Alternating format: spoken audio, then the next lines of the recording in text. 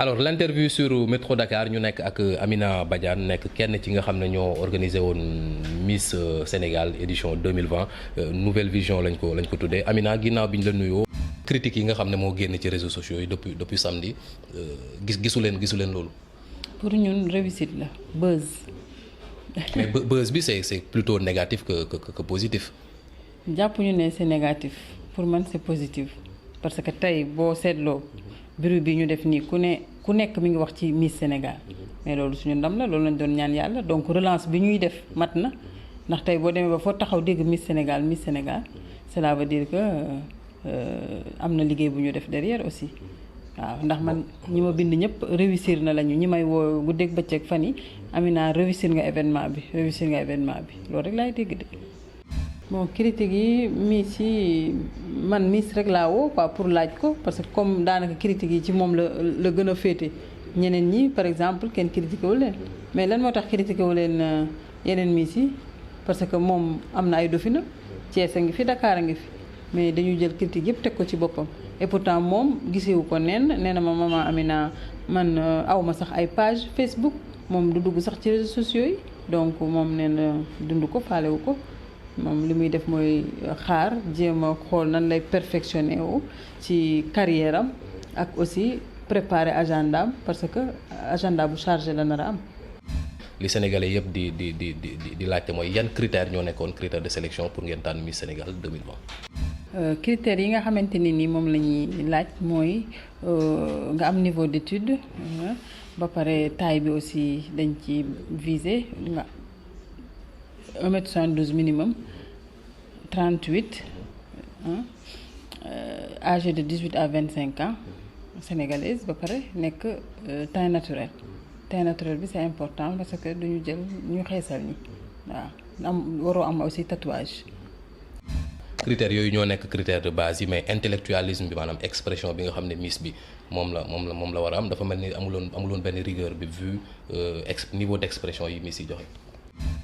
waaw mais Miss yi ñoom niveau bac la ñu am aussi bu ñu ñëwee dañ leen di indi hôtel Novotel ñu garder leen fa pendant une semaine di leen jàngal di leen former en prise de parole di xool seeni comportement parce que loolu tamit dafa am solo monsieur Pape Faye da leen di defal formation naka la ñuy waxee ci public bi mais aussi néanmoins am na ci ñoo xamante ni mën nañu dem ba ci public bi ñu am ay trac mais loolu c'est tout à fait normal ndax dina dal mag sax magum xale. mais est-ce que ñi wax ne niveau bi dafa tuuti woon amuñu raison buñ dégloo ba léegi expression ba ci ki nga xam ne mooy Miss Sénégal bi. moom niveau terminal ci moom lay def ren donc man culture générale bi ma déglu li mu répondre yëpp vraiment amul benn problème waaw amul ci benn problème. coow lu mel ni mi ngi doog a am est-ce que jàppuloo ne walla dafa am fu fayir ci sélection bi. erreur est humaine loolu la ñuy wax nit ku nekk mën nga juum mais gëm naa ni boo gisee organisation bi niveau bi ñu ko indi parce que bu ñu waxalee dëgg rek Miss Sénégal daawul def plein grand théâtre te daawul recevoir aussi délégation yi ñu recevoir yépp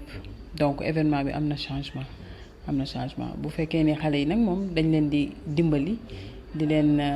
di gën a insister pour que ñuy jàng bu baax di góorgóorlu ci seen jàng loolu moo tax ñu leen di may ay bourses d'études boo seetloo bu ñu gagné à chaque fois dañ leen di may ay bourses yoo xamante ni dinañ mën a dem pour perfectionner seen i wax ak seen i jàng de passage di remercier ISEC parce que ñoom toujours madame Diop de ISEC moom moo leen di may toujours ay bourses.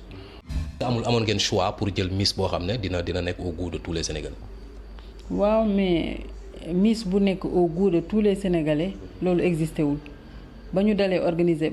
li may wax à l'époque temps Ambroise Gomis ba ñu dalee organiser Miss Sénégal ba léegi Miss bu ñu mës a tànn rek am na critique derrière loolu moog élection Miss ñoo ànd parce que ñëpp duñu bokk faral benn Miss gis nga salle bi bañ nañ ko ba buñ ne Tamba côté bi yëkkati seen loxo ñu ne Matam ñee yëkkati seen loxo ñu ne Thiès nga gis ñeneen yëkkati donc loolu moo lay wan ne la nit ku nekk ak ses supporters mais bu fekkonte ni ñëpp ci benn Miss rek la ñuy mànkoo kon kay amul sens ñu indi 14 régions. mais désaccord bi bu njëkk buñ doon xëccoo ne kii moo war a gagné wala kii moo war a gagné dañ doon rivalité de kii moo dàq kii moo gën a rafet mais édition 2020 bi li ñuy wax mooy kii moo gën a ñaaw la ñuy wax. waaw mais public bi ka muy tànn nii moo gën a rafet kooku ca moment yooyu moment fort yi la gis xale boobu xam nga gisu ko woon avant xamul lu ñu dund ak moom xamul la mu ñu wan xamul la ñu séq xale boobu donc c'est trop facile nañu bàyyi nit ñi liggéey donc lu dul seen domaine du seen domaine donc dama bëgg ñu arrêter parce que kenn ci ñiy critiquer xalaatul woon jënd Miss Sénégal di ko relancer di ko defaraat am na keneen ku jóge ci àll ba ñëw jënd ko di ko defaraat donc c'est à magnifier gis aussi niveau bi mu ko yóbbu tey bu Miss Sénégal demee bay représenter le Sénégal à l'international dem participer Miss Monde cela veut dire que y a des évolutions te am na changement xam nga Sénégal moom mën nañu wax ni est-ce que mës na dem Miss Monde donc tey loolu défi boobu relevé naa ko donc je pense que nit ñi dañ ci war a kontaan war ma encourager jéem ci jàpp te xam ni seen yëf la du affaire de personnel projet bi Sénégal moom moo ko moom patrimoine national la donc nañu liggéey te bàyyi wax ci ñoom xamuñu li nekk derrière xamuñu li ñuy daj xamuñu li ñu investir ba egsi fi ñu egsi donc vaut mieux ñu xool par exemple même su fekkoonte ne ni am na côté boo xamante ne ni doxul ñu xool naka lañ ciy jàppee ba mu dox au lieu ñu toog ci réseaux sociaux di bind loo xamante ne ni rafetul parce que loolu du encourager miss yi sax da leen di peut-être mën na leen a déstabiliser wala aussi mu décourager tey benn diaspora immigrant boo xamante ni nii tey dafa waroon a ñibbisi pour investir ci dëkkam alors mën na ragal parce que mën na ni ah Sénégal lii moo fa am da nga fay dem ñibbi investir di liggéey nit ñi duñ la jàppale alors que dañ lay critiquer alors là dañuy ragal dañuy toog donc dama leen di ñaan ñu liggéey ñu jàppale ñiy liggéey te ñu bàyyi wax ji Sénégal avancé. Dernière question donte defagu leen bilan c'était le samedi lan mooy jéego yu ngeen ci def ak lan moo la war a corriger pour édition suivante yi. instant bi nii bu ñu paree ci promotion bi dañuy reposer wu tuuti parce que surtout nous les organisateurs parce que comme def nañ année bii moom suñu agenda dafa chargé woon parce que ñu ngi doog a jóge ci diaspora di doog a jóge ci Miss Monde tournée bu mag lañ def donc pare jeexal final bi nekkoon tamit succès bu mag instant bi dañuy xaw a dal tuuti préparer waat nouvelle édition bi indiwaat yeneen yu bees comme d'habitude di ñaan encore mu dimension bi di gën di yokk et puis mu gën a am ay évolution et que état aussi gën ci mën a jàpp parce que des na ministère de la culture du tourisme de la femme ñu ngi leen di ñaan ak même le président de la république mën nañu jàppale parce que lu ñuy def aussi dafay jouer ci développement du pays et puis événement phare la boo xamante ni nii dafay vendre la destination sénégalaise parce que touristes yi bari nañ nit ñi jóge nañ fu nekk donc loolu c'est à magnifier.